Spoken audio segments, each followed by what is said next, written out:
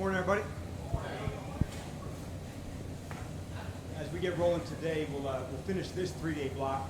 You'll see out in practice a lot of move the ball periods. We'll simulate different scenarios, different substitution packages, down and distances, and all of that is kind of ramped up for today to put guys into different spots. So we're getting stronger as we're going this 3rd-day block, and we got a hell of a good practice plan. Additionally, the team placed Nate Herbig on reserve, retired today. It was a personal decision by him. He was a great teammate here. We wish Nate absolutely the best, so I wanted to make sure pass that information on to you today. So let's get rolling. Dan, I want to ask you about a specific rep from yesterday. It was a play where Bill runs up to the line, sees a hole, darts right through it, and on the other end is Tyler Owens. They have a nice collision there and keep going. Curious from both ends of that play, what did you see, what you like those two young guys kind of going after? Yeah, you picked a good one, Ben. I'm not even sure if this is on. We showed that actually yesterday in one of the team meetings. Each day we show plays in the team meeting, things we like, things we need to see different, and that was one of the ones I loved. The cut, there's actually two of them, Ben, one to the left, back to the right. The hole was small and he hit it. And then as he gets to the next one, then you have a plan for the middle field safety, and that was Tyler on that play. So that's the lesson. Just because I got through the hole doesn't mean it's ending. You know, can I now make another player miss? There's also right technique, what we're looking for Tyler. That's the iron sharpening iron, Ben. Hard tackle in the middle of the field, putting Tyler into that space. That's why you do it with the pass. And for Tyler specifically, you saw the raw athleticism of last year. You noticed anything different with him in terms of his coverage, instincts from other parts of the game that could be helping get on defense this year? Yeah, we saw a little bit of blitzing yesterday as well. You don't need the mic to blitzing. But I thought the blitzing, the middle field stuff, so we're still exploring some as we're going, Ben, but he's had a good first block for us. Mike Sandfield was a rookie last year. Now there's oftentimes he was talking Trey, and you can see now veteran helping rookie. Not what you want out of your guy. How cool is that to see? Yeah, Mike he's got a lot of special traits, leading as well, and that's not surprising to see that. It was in his first year more difficult to do that. Now he has, stepped into that space more. And honestly, for Trey, like, what a great teammate to have that resource to talk about different things. But yeah, he's really has, like, I've been bragging about it for a long time, but Mike has a lot of leadership to him, and you hear me talk about developing the leaders within. He's very much in the front of that list. How much more personal is his defense, and how much was that a point of emphasis of getting more personal in the offseason? I think the versatility was always there, John. Now we're finding some guys to put into some of the roles and seeing what they can do. But I like what I've seen so far. I'd say after 5 days, Joe's probably halfway there on the install of the system and the package. So we have more to do, and then the next stage after that is finding the right times, the right places. And that'll be from like New England time-ish of the practices and the game there, to the start of the season, and how we feature them and how we put the guys there. So put in all the scheme, then start putting into different spots. I just had a quick question about Mariota. We only saw him in sort of some limited snaps yesterday. I know he's not for injuries, but are you able to give an update on Yeah, he'll do the same part of that today. He'll just do more of the individual work, and then different days we're like ramping certain guys up really high and certain guys down low. But yeah, Marcus, sometimes just precautionary to, get the skill work stuff and how the team works. So it's kind of custom thinking as we go through, but yeah, we'll see similar process with him today, and then he'll ramp back up more next month. schedule question? You guys have an off day tomorrow, and then it's just going to be walking next Friday. Just curious, what was sort of the thinking behind it? Yeah, we know it's a long training camp, so once in a while there'll be a block of 2 out of 3, so that's leading up into the next set that goes into New England, some high practices, so you kind of want some highs followed by some lows to recover some highs, and you need the high days. You need those, so what you want to avoid is high and then higher, and then you can get Chris. So it's by design just to keep the highs up. You'll see a lot of plays today. Today's one of the high ones. Hey, Dick, good morning. Good morning. Luke McCaffrey's been getting a lot of opportunities with the ones especially. What have you seen from him, and kind of where do you hope to see him as Yeah, two players come to mind going into second year on the offense regarding the skill spots, Luke and Ben. And in different ways, they both made their impact, and you see them just the confidence, so much more knowledgeable of the system. There's a play Ben had on his team route yesterday that took a certain check against the blitz that he and Jaden had to go execute. A year ago, that would have been harder for him to have that nuance, and you saw that yesterday with Ben. With Luke, it's been a lot of the same, where he can go outside and inside, but the smallest skill work adjustments have been made. He was always somebody that could pick up on the offense quickly. He's got a background as quarterback, but you kind of see like maybe before there was still some time to think like the quarterback. Now you see him thinking like the receiver. And I think although that sounds like counterintuitive, like more knowledge would that be better? The finest of the details at the receiver position, that's what I see now. Coach, hi. This has a follow-up to what Adam asked you the other day about building a culture and sustaining a culture. There's a documentary coming out on Thursday called Nothing But a Winner, and it's about the Alabama football program from Bear Bryant to Nick Saban.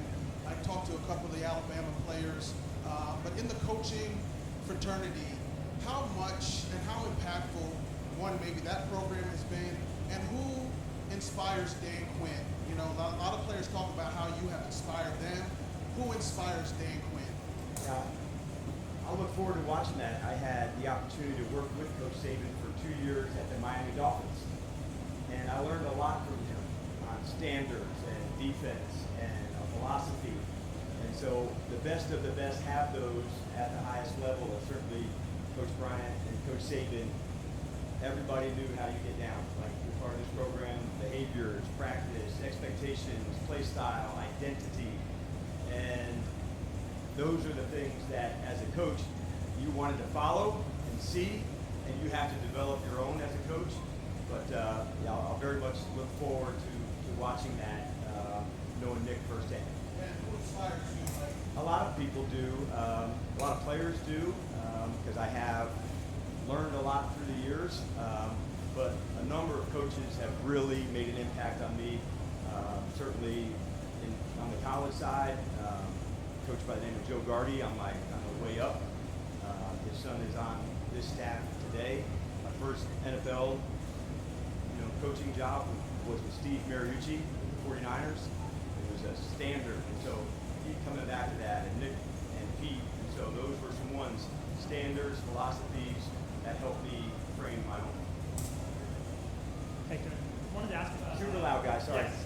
Wanted to ask about Eddie Goldman. Obviously, not kind of been here for a few months. I've obviously not played a lot of football the last couple of years, between opting out for COVID, retiring, unretiring. He played last year.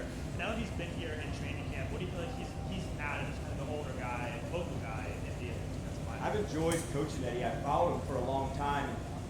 Our decision to bring him here was based on the play last year from Atlanta, and so visiting with Raheem, how he did, with their program. And I didn't get a chance to spend much time with him in the off-season program, but in the first 6 practices here, square and strong, really committed in that way in the run game. And that was our vision of him coming here to add things to the defense on the early downs. And as we're getting started, we only had 1 padded practices, but I've been impressed by what I've seen so far from Eddie. I like his demeanor. I like what he stands for inside, being square and tough, and that's what we're Okay, to kind of follow up on the defensive line stuff, outside of Von Miller, a lot of the bodies you brought up were bigger guys. As you look at kind of the less experienced players who are going to fight for roster spots, do you highlight, I guess, guys who maybe bring a little more speed to that room, and so that you have a little bit more diversity in terms of players? You definitely want all, in terms of how we feature guys and using speed and size, having variety and the ability to do with different people at defensive line is really important. You want some guys that can absolutely rip it. You know, they're jets at 3 technique and on the edges of players. You want guys like, you know, Eddie that we would refer to, and Dietrich and Javon that can just play so damn square and tough. And if you can find the right balance of those, now you really got something, because then you can work the players in a game or in an opponent that you'd like. Not every matchup is the same, so having, you know, a big crew that has different skill sets, that really, really helps. Got time for Coach, one more. yesterday that assessment was going to begin on the floor, and there were updates to that. One more, please. I'm sorry. You said yesterday assessment was going to start on the floor, and any updates to that? On the floor. Yeah, any updates to the assessment that Oh, started sorry, thank yesterday? you. Yeah, assessment's on Terry.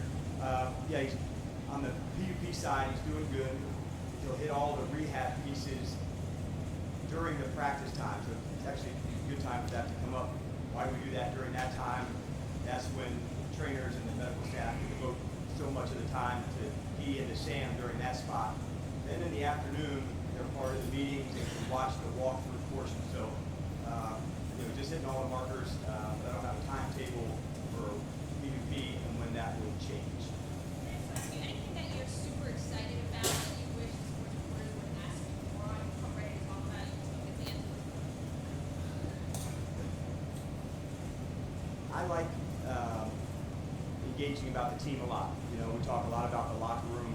People have talked about the word culture, but I love talking about our team. I like talking about the leaders that are here because there's a lot of players that don't get the recognition that are like absolutely heavy hitters on our team in the locker room. So inside the walls, they know people like Nick Floor and Jeremy Reeves and Percy Butler. Outside, we don't talk about them as much. But when I say the impact that people like that have, it is absolutely like one of my favorite parts. Last one. Good morning, Dan. I watched you several times over the last couple of days. In the early part of practice, you're very hands-on with some of the drills with some of the players, like these teaching moments. It seems like you really embrace that aspect of coaching, of that one-on-one, hey, do this, do that. Can you explain that? Where does that come from? Was that your coordinator days? Is that just the natural coaching you? Because it really seems like you really take an emphasis in doing that one-on-one work with certain players. It's one of the parts of the job that I love the most, teaching. In a lot of instances, you can take out the word coach and put in the word teaching.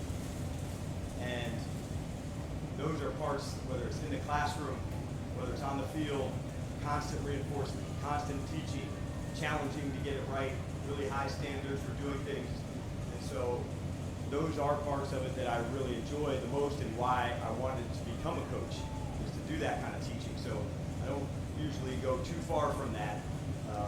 Moments like right now, teachers don't do, so I don't love that as much, but I do love that part of it, and especially those individual sessions where you're working the skills. So if we can get those sharper, then we know the player can get better. And as a coach, that's kind of the whole part.